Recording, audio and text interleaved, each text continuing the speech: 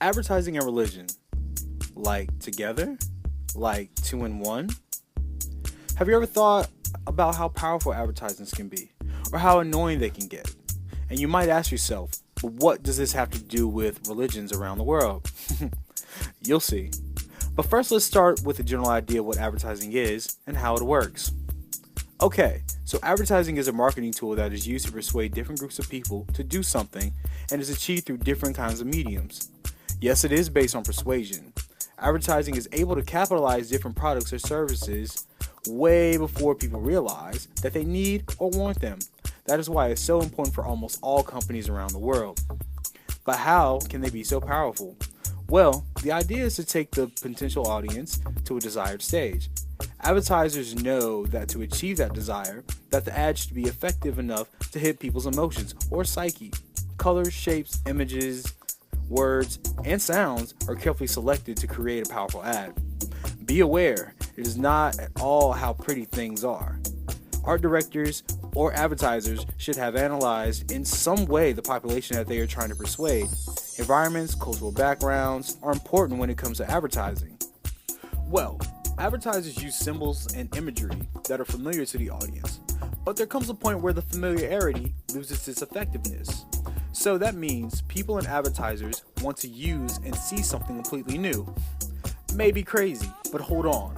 This can be a double-edged sword because even if people want something new, they are not ready for it.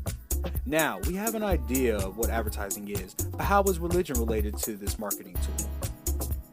Here's where ad agencies start to push the envelope. The use of religion in advertising can be seen as taboo, so advertisers take advantage of that to grab people's attention. A campaign promoting the consumption of rye bread in 1965 was very clever without being offensive. Even if its mass communication stereotypes were replaced by realistic images of people and taboos against representing ethnic minorities were broken, this campaign, which advertised the traditional Jewish bread, made for integration and sharing amongst different groups of people because it was a traditional Jewish bread. It would not make sense the use of any other religion. Religious imagery embraced the shift from using words to an emphasis on imagery because they can also persuade people. Remember the emotional connections that I mentioned earlier? Here you can see that. Ever since people started recording information, there's been a need to duplicate it.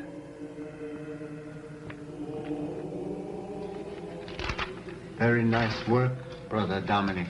Thank you. Very nice. Now, I would like 500 more sets.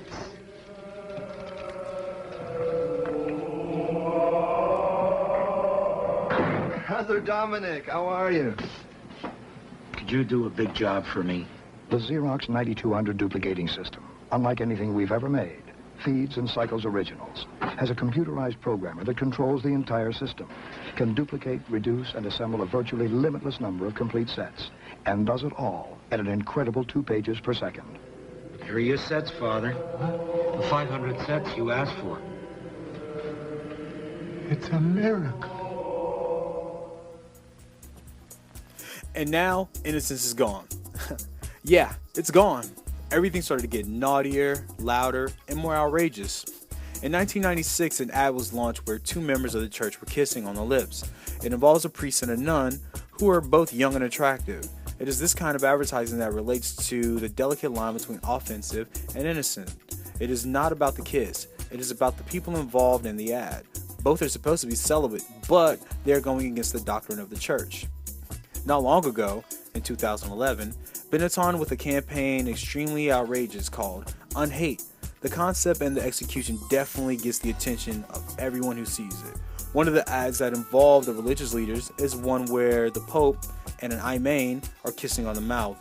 There is a homosexual connotation that goes against both religions, as well as depicting prominent religious leaders, damaging the feelings of believers. Another example in Rome, Italy, PlayStation celebrated its 10th anniversary and uses the Passion of Jesus Christ to promote the anniversary. Vatican official Cardinal Ercole Totani said about the ad, "You cannot adapt the Passion of Christ for an advertisement for a video game. The thin line that separates the innocent from the vulgar or offensive with the uses of religious imagery or symbols can be transgressed in advertising. The uses of religious symbols in the advertising field have left the Christian church with the problem of how to reappropriate the authentic meaning of religious language and symbols. Advertising is a tool that can produce different feelings in among different populations because of the power of persuasion that it has. The ad agencies and their creative team know that to achieve a really powerful ad or campaign, it is necessary to call the people's attention by working with their emotions to create a deep connection between product and person. Many of them, without recognizing or noticing this, would be consuming a product that they probably wouldn't even need. Agencies started to use religious imagery as well as symbols to surprise people and impact them on a much deeper level. There was a point where boundaries between innocent and offensiveness was broken. Many religious elements have been used in an offensive way, creating controversy within the population, as seen in the Benetton ads.